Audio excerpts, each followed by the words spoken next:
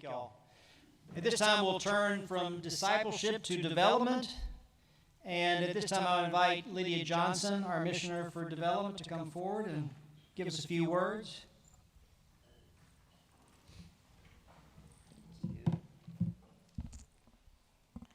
Mr. President, I submit my report in writing with the following comments and highlights.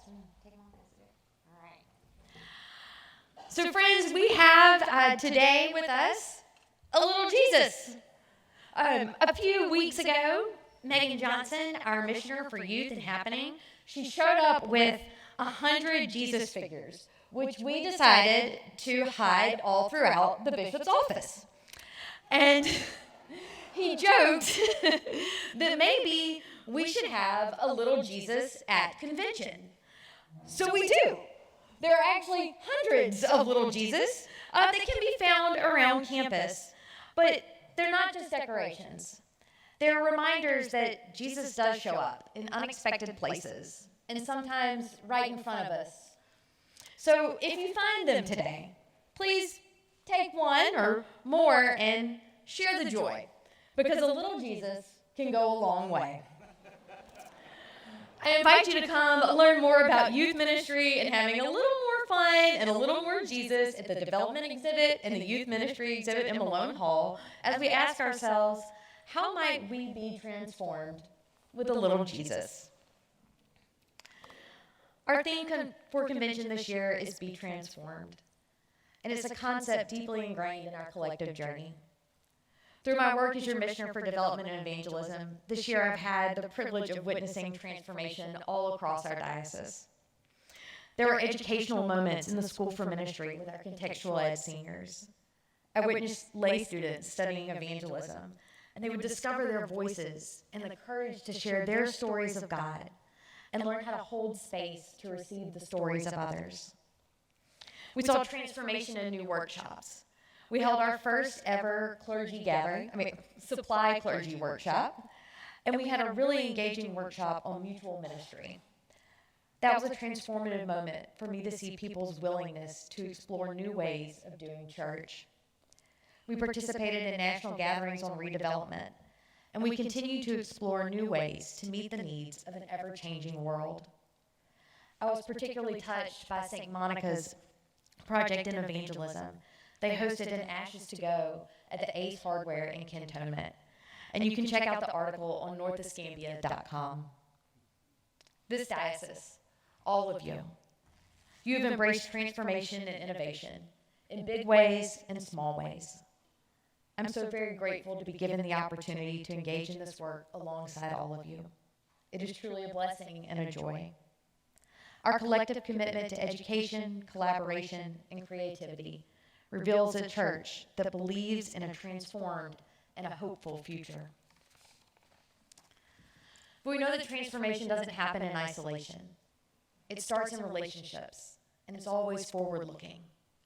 That's why I'm thrilled to share about our new relationship with Episcopal Migration Ministries and Dwell Mobile and Refugee Relocation Ministry. Episcopal Migration Ministries, or EMM, is a refugee resettlement organization affiliated with the Episcopal Church. Their work embodies the transformative power of love and compassion. EMM began in the 1930s. People were fleeing Nazi-occupied territories, and the Episcopal Church stepped up to help refugees find housing, belonging, and a new life here in the U.S. Today, their mission is much the same. EMM's clients are people who have been granted refugee status through the UN and U.S. government, a process that often takes many years. EMM partners with local agencies and communities to help refugees navigate the complex process of resettling in the United States. This includes providing housing, access to health care, employment assistance, and language education. By offering these fundamental resources, EMM empowers refugees to rebuild their lives in a new country. EMM's ultimate goal is to empower refugees to become self-sufficient and active, thriving contributors to the community. Something that makes EMM such a beautiful ministry is that its local partners shepherd clients through cultural orientation programs. This effort equips refugees to better understand American customs, laws, and societal norms. But these aren't just classes. These are relationships. These are relationships and support systems nurtured by local partners like Dwell Mobile and carried out by people like us, stepping up to love and to serve. This ministry depends on the community to be transformed and to be good neighbors and brothers and sisters to our refugee siblings. Episcopal Migration Ministries has selected Dwell Mobile to be one of those critical local partners. And as such, they are inviting us, the people of this diocese, to be transformed by serving our refugee brothers and sisters in Mobile, Alabama. So now I'd like to introduce to you my friend, Jeri. Jeri Shroad. She's the founder and director of Dwell Mobile and our partner in this transformative journey. Jeri's going to share a little bit more about Dwell's mission and how you and your church can get involved in this life-changing ministry. Jeri. Thank you. Thank you all for having me. I didn't know that the theme was transformation, but it couldn't be any more appropriate for what we do and what we've done over the years. Dwell Mobile's mission is that we provide resettled refugee families practical support in their new lives, meaningful relationships with new neighbors, and opportunities to develop a better future.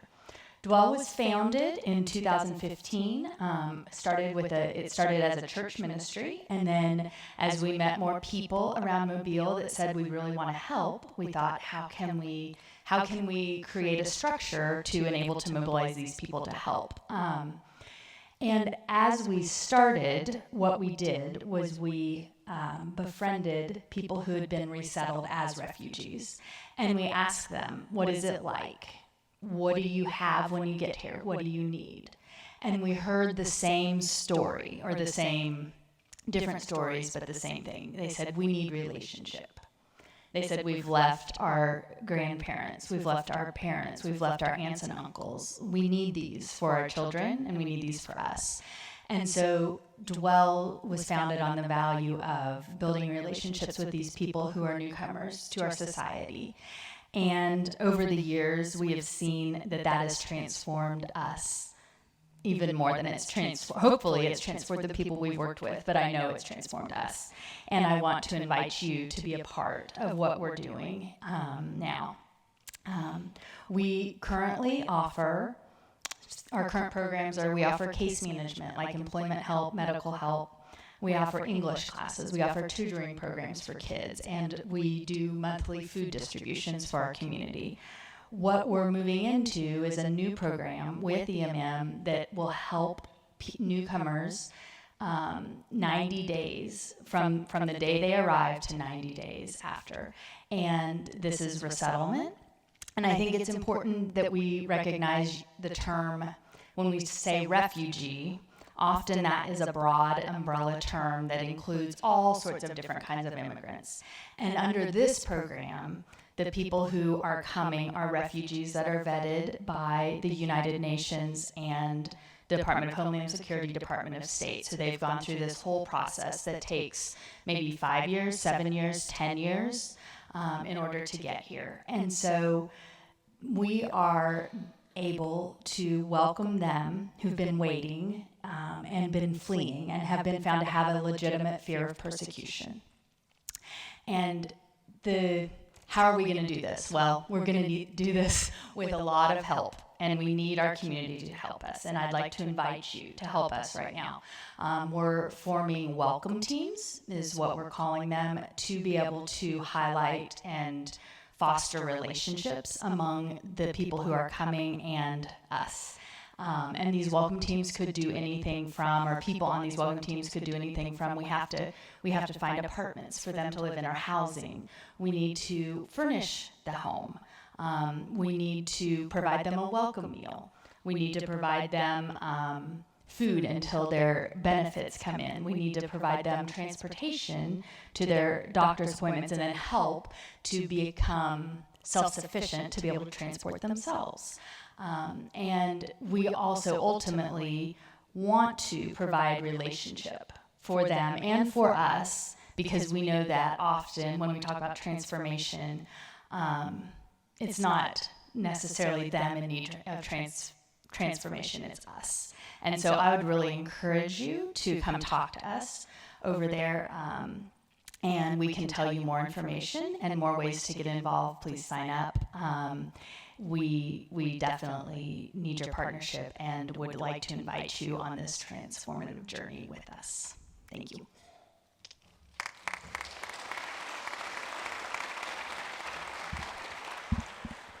Thank you, Jeri. And y'all, please do come by Malone Hall. The Dwell booth is right as you walk in, or I can help put you in contact with Dwell. It doesn't matter if your church is in Mobile or further away. There are lots of ways that all of us can be a part of this transformation and this life-giving opportunity. So thank you all very much, and together we can help transform someone's life.